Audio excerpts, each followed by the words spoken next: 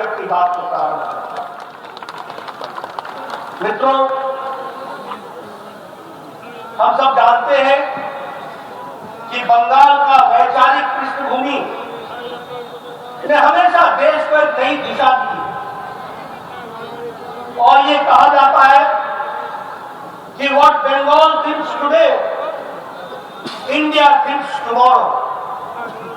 जो बंगाल आज सोचता है वो देश कल सोचता है। यह बंगाल का नेतृत्व रहा है, ये बात को हमको समझना चाहिए। और जब मैं ये बोलता हूं तो जिस विचारधारा को लेकर हम आगे बढ़े, आता है कि what Bengal thinks today India thinks tomorrow. जो बंगाल आज सोचता है वो देश कल सोचता है। यह बंगाल का नेतृत्व रहा है, इस बात को हमको समझना चाहिए। और जब मैं ये बोलता हूं तो जिस विचारधारा को लेकर हम आगे बढ़े, इस विचारधारा के संस्थापक, प्रथम अध्यक्ष, जनसंघ के अध्यक्ष, इसी धरती से डॉक्टर श्यामा प्रसाद मुखर्जी का आशीर्वाद और मार्गदर्शन लेकर सारे देश में बंगाल के विचार से, श्यामा प्रसाद मुखर्जी के आशीर्वाद से और उनके विचार को आगे बढ़ाने का काम पहले जनसंघ ने किया और बाद में भारतीय जनता पार्टी ने किया। और आज मुझे खुशी है कि जिस विचार को श्यामा प्रसाद मुखर्जी ने रखा था, आज मोदी जी के नेतृत्व में भारतीय जनता पार्टी दुनिया की सबसे बड़ी पार्टी बनकर के उभर करके सामने आई है। मुझे खुशी है कि आज आचार्य देव प्रसाद घोष, वह भी जनसंघ के हमारे अध्यक्ष रहे थे और वह भी बंगाल से थे। 1965 से लेकर 1956 से लेकर 1965 तक वो हमारे अध्यक्ष रहे थे। ऐसी विचारधारा से ओतप्रोत इस धरती को मैं नमन करता हूं और आशीर्वाद लेकर के अपनी बात को प्रारंभ करता हूं। मित्रों, आज जब हम यहां बंगाल में इकट्ठे हुए और मैं जब ये जन सैलाब देख रहा हूं, मैं मीडिया वालों को कहूंगा कि जरा कैमरा पीछे भी घुमा करके दिखाइए। ये जन सैलाब बताता है कि बंगाल में परिवर्तन होने वाला है और आगे चल करके बंगाल तीव्र गति से आगे। ममता राज का जो जंगल राज है, जो अपशासन है, जो शासन नाम की कोई चीज नहीं है, उसको बंगाल की जनता अलविदा कहने वाली है। लेकिन मैं ये भी आपको बताना चाहता हूं कि मोदी जी के नेतृत्व में देश कहां आगे बढ़ रहा है। आज मोदी जी के राज में जिस ब्रिटेन ने, ब्रिटानिया ने हमको 200 साल तक अंग्रेजों ने राज किया, आज मोदी जी के राज में 10वीं अर्थव्यवस्था से भारत ब्रिटानिया को पछाड़कर 5वें नंबर की अर्थव्यवस्था बन गया है। यह भी हमको याद रखना चाहिए। यह है विकास।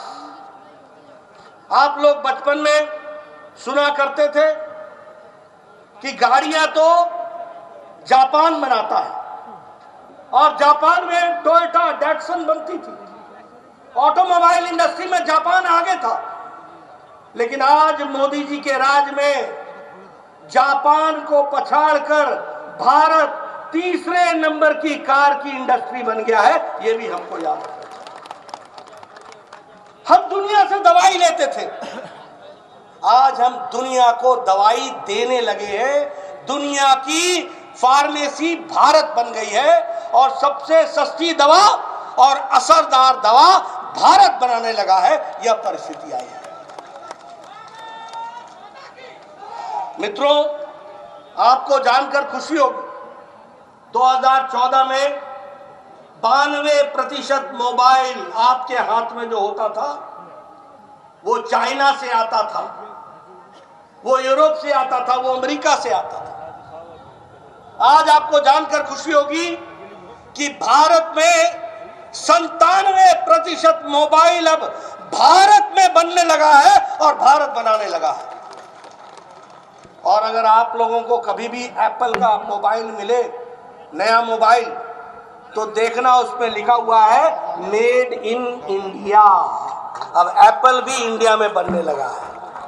इसलिए मित्रों, अगर मैं विकास की कहानी कहूं तो निश्चित रूप से भारत आगे बढ़ा है।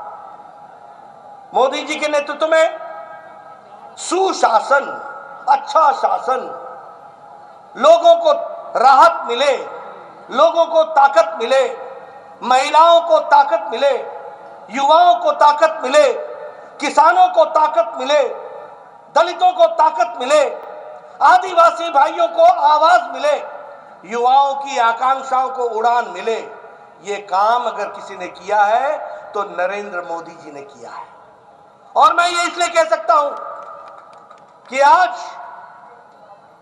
आपने देखा होगा कि अमेरिका के राष्ट्रपति भी मास्क लगा करके आप उनकी तस्वीर देखते हो। देखते हैं कि नहीं देखते हैं? देखते हैं कि नहीं देखते हैं? और यहां आप सब लोग बड़े नजदीक नजदीक बैठे हैं और किसी ने भी मास्क नहीं लगाया है। यह इसलिए संभव है क्योंकि मोदी जी ने 140 देश के लोगों को 220 करोड़ डबल डोज सुरक्षा कवच आपको दिया है। और आपको जानकर खुशी होगी, भारत अब वैक्सीन लेने वाला भारत नहीं है। भारत ने वैक्सीन मैत्री में 100 देशों को वैक्सीन दी है और 48 देशों को मुफ्त में वैक्सीन दी है। मोदी जी के नेतृत्व में भारत देने वाला बन गया, लेने वाला नहीं है, अब देने वाला भारत बन गया। यह है हमारे विकास की कहानी। आपको मालूम है, अभी यूक्रेन का युद्ध हुआ, किस राष्ट्रपति ने और किस प्रधानमंत्री ने युद्ध रुकवा करके अपने बच्चों को लाने का काम किया? क्या अमेरिका ने किया?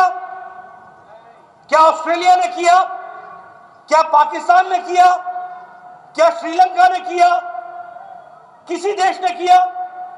लेकिन आज मोदी जी की शख्सियत, उनका व्यक्तित्व इस प्रकार का बना है कि उन्होंने एक समय में पुतिन से बातचीत की, एक समय में ज़ेलेंस्की से बातचीत की, युद्ध को रुकवाया और 22,500 बच्चों को सुरक्षित लेकर के भारत पहुंचे। यह परिस्थिति आकर के खड़ी। और मुझे इसमें खुशी है कि हमारे बंगाल के भी 300 बच्चे सुरक्षित बंगाल पहुंचे।